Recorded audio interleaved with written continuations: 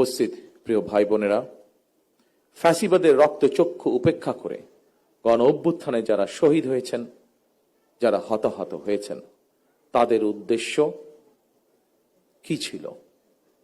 তাদের উদ্দেশ্য ছিল একটি স্বনির্ভর, একটি নিরাপদ, একটি গণতান্ত্রিক বাংলাদেশ গড়ে তোলা।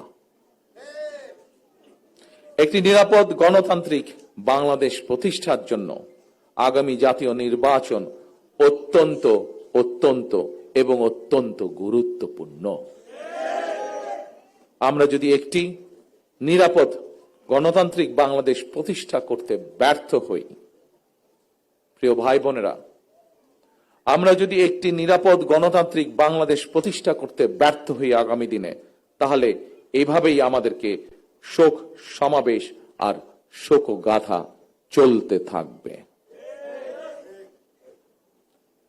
সুতরাং আর শোকগাথা বা শোক সমাবেশ নয়, বরং আসুন গণতান্ত্রিক আমি মানুষ আগামীর বাংলাদেশে গণতন্ত্রের বিজয় গাথা রচনা করবে ইনশাআল্লাহ। সর্বশেষে মহান আল্লাহর দরবারে সকল শহীদদের আত্মার মাগফিরাত কামনা এবং আহতদের দ্রুত আরোগ্য কামনা করে আমার বক্তব্য শেষ করছি। আল্লাহ হাফেজ। বাংলাদেশ জিন্দাবাদ। বাংলাদেশ জাতীয়তাবাদী দল জিন্দাবাদ। আসসালামু আলাইকুম।